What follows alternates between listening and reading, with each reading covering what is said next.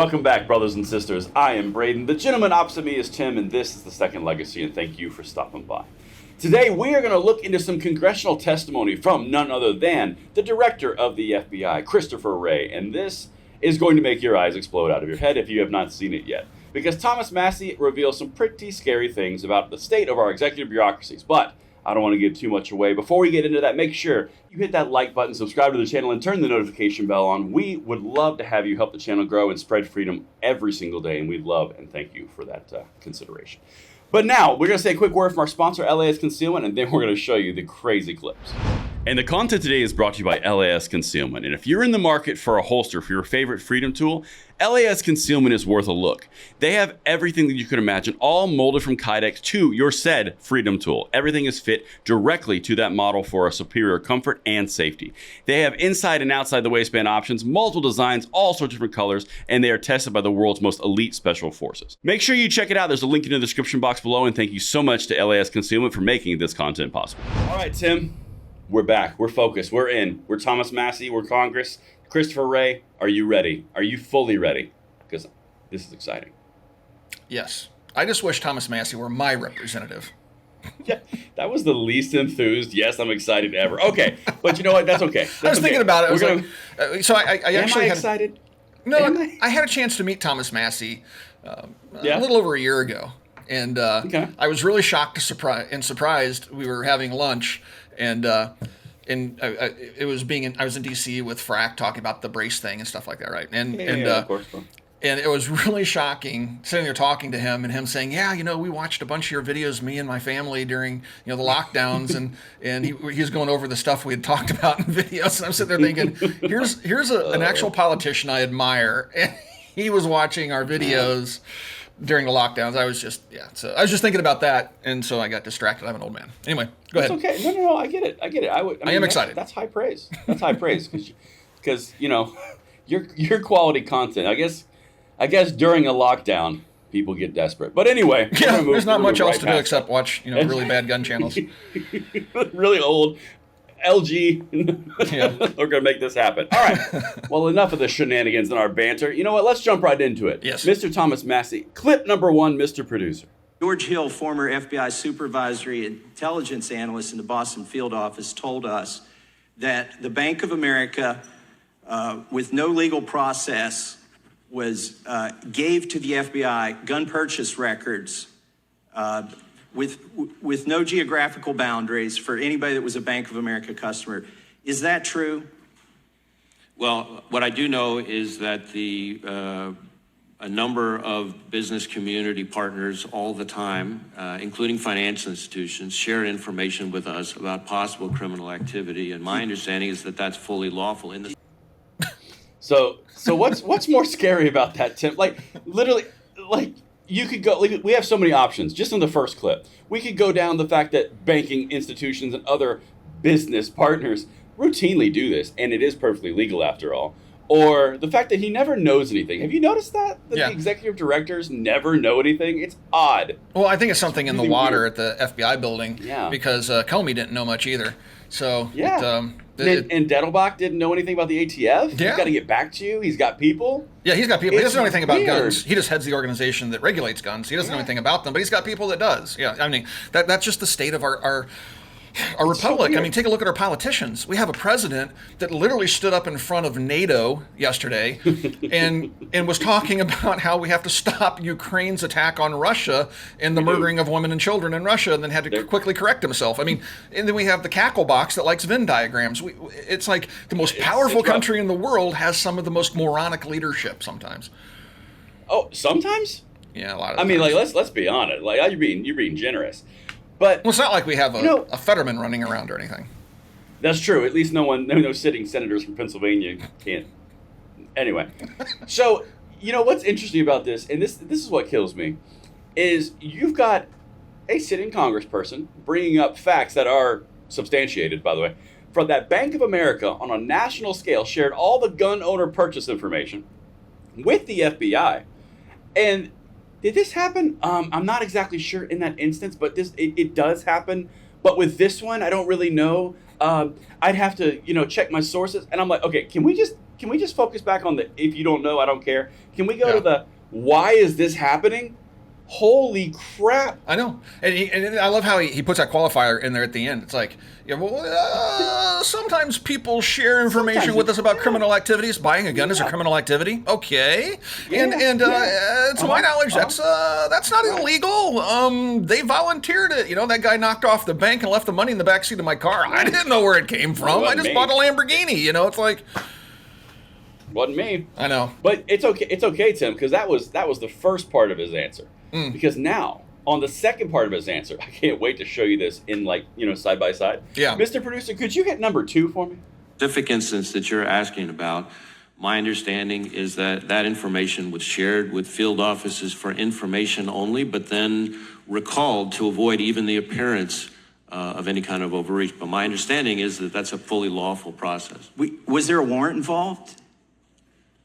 Again, my understanding is that the institution in question shared information with us, as happens all the time. Did you request the information?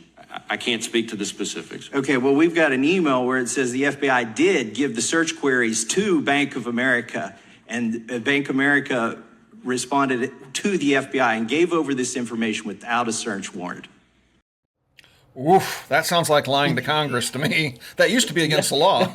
It used to be. It used to be bad. Perjury, I think is the word. I think we used to have that word. Wow. Yeah. Wow. So now that we're actually getting down into it, like because the preamble of that excuse and answer was, well, sometimes these things happen, and I can't speak to that. We can't control what they give us. But I mean, like, if they happen to do it, then that's kind of on them because it is lawful. And then you go to the second part of his answer, and you go, well, in this specific instance, there is a specific instance about, because about 3 seconds ago you didn't know about it, but now you do know about it. But it was handed to field offices, Tim, and it was only informational, and it was given back. What does that even mean? That's like a non-searchable database. It's like, exactly. It was just informational. It's not like anybody looked at it. I mean, we kind of knew it was probably bad, and we went ahead and deleted it, but we took a peek. Exactly. And we gave it right back because we wanted to avoid this sense of impropriety. And then, of course, but since we're there, we don't really need a warrant because it was given to us. So, I couldn't really tell you about the specifics. Yeah, I don't know the specifics.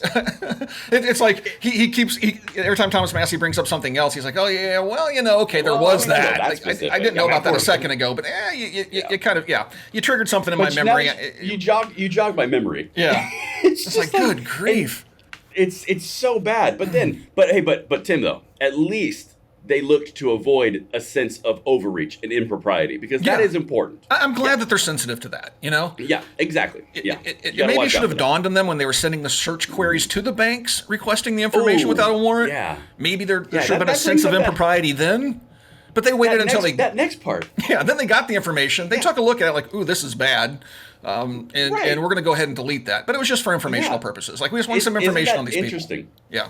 Isn't that interesting that the FBI, according, this is alleged, of course, Tim. Yes, it's all alleged. Alleged. Yes.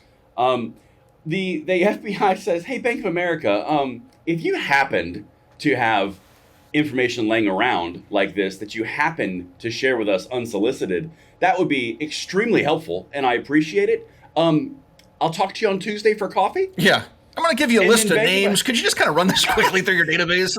Yeah. So they didn't need a warrant. They just contacted the local liaison at Bank of America, obviously, and said, these are some things that we would love to see in the future if you were feeling charitable at your next board meeting. And then, lo and behold, Tim, Bank of America said, I found those things you were looking for. You know how you lost your mittens? They were under those. And then FBI said, you know what, thanks. Looked through it and goes, you know what, to avoid any sense of impropriety, we're going to give these back. It is the biggest shell game of BS that you could ever imagine. I love it's that. Like, well, we don't really need a warrant, but and it's like, we'd like to come in your house. Do you have a warrant? No. No, we're just here for informational purposes. What? Can you show us all the guns you own and then let us rummage around through your drawers? Do you have a warrant? No, but again, we're just here for informational purposes. Just information. If there's any like hint of impropriety in this after we look at the information that we're seeking, we'll go ahead and delete that. It's just as far as we know, there's nothing illegal in what we're asking here. Absolutely. Now you contrast that. It is unbelievable. Now you contrast that to the ATF's actions around. Remember that little story where the ATF was knocking on doors and just asking, like, hey, just to do you make have sure. this gun that we didn't get from a database sure. that we can't search? We just want to see if you still have them. Yeah. Now we see more clarification, and clearly, that was just looking for informational stuff. It was deleted to avoid any sense of impropriety. This whole time, Tim, we didn't know. I'm really glad they're sensitive to this because this is how a free society should function, right? Clearly.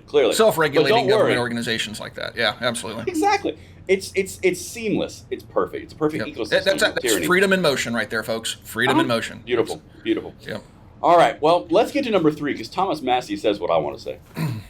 Do you believe there's any limitation on your ability to obtain gun purchase data or purchase information for people who aren't suspects from banks without a warrant?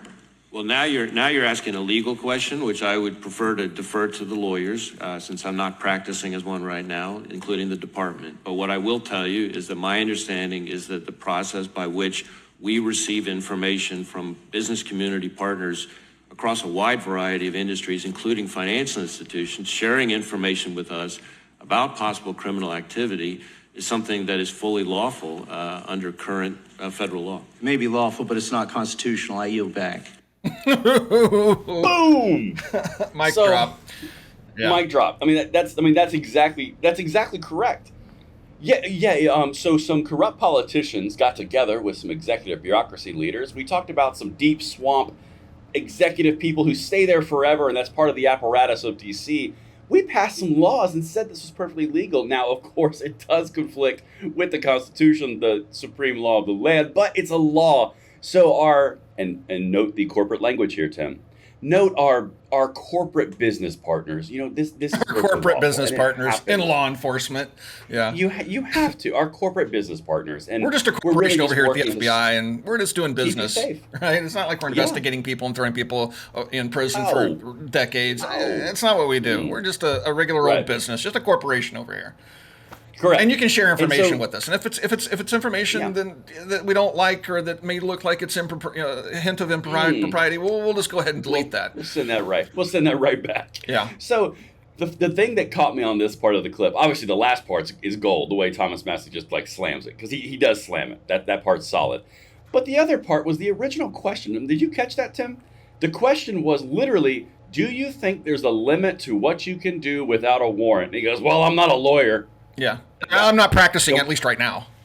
Come on. That is like, do you believe we should drink water for hydration? I'm not a hydrologist. Yeah, so I can't really. I don't want to delve into that right now. I mean, I have a degree in hydrology, but I'm not going to be one right now. Yeah.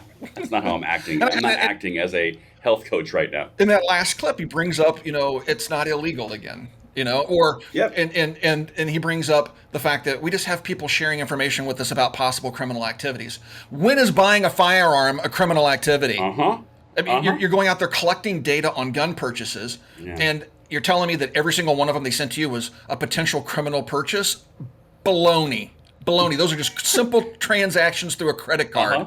If it was illegal and the bank thought it was illegal, they would have stopped the transaction at the point of sale. 100%. And this wasn't geographically. It's absolutely BS.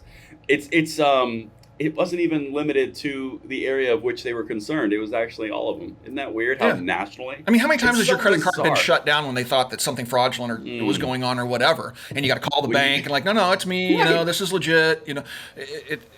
Exactly. Gosh. You buy gas 3 miles out of your normal circle radius of life, and they're like, whoa. Is this you? Yeah. What's happening? It's just like, it's hard these days. We can't really be everywhere, so we're just going to share all of our data for them to search. You can't be everywhere. In the interest Oh my! In the interest God. of freedom and protecting your privacy, we're just going to share all this information with the FBI because we want to make sure you're not doing anything criminal. Exactly. It's all about freedom. So we're just gonna we're just gonna provide all the data, and if they happen to find something, you know what? We did our job. So no longer is it you are suspected of something, and here's the information. Now it's we're just gonna cover all and everything, and we'll see what we find. We're protecting freedom and democracy. This is how you slide to tyranny, Tim. This is literally how you slide into tyranny. Yep. And then the FBI director goes in front of Congress and actually spews what he just spewed of what we just showed the lovely audience. See, Yeah. I told you guys your eyes would pop out of your head. No, he got caught. I Told mean, in that interview, if you will, he got caught telling fibs a couple of times. And like I said, that used to be a Yeah. crime. In a normal world, Used to be. lying to Congress would be. Now, if he were, conservative, he would probably face criminal charges. Oh, So, that liar. yeah. Perjurer. Yep. Perjurer. Yeah. Unbelievable. But you know what? That's another thing for another time, Tim. Yep, it is. I think we've done a really good job highlighting this case and how seriously scary this is. Where do we keep getting these FBI directors and ATF directors? They're so wildly incompetent and political hacks. Anyway, Because you need to be politically incompetent, or you need to be incompetent and politically malleable in order to achieve the executive bureaucracy's goals and dreams. I Come on, guess Tim. so. Come on, Tim. I want to thank old Thomas Massey for, doing the Lord's work over there. I mean, he is such That was good. a great representative, and his constituents should be proud of him, guys. If you'd like to be part of the Second Legacy and our call-in show, we do have a link in the video description below. Follow that link and answer some questions. We'll get you on the show. We'll have a great conversation. Thank you for watching, and we'll talk to you guys soon.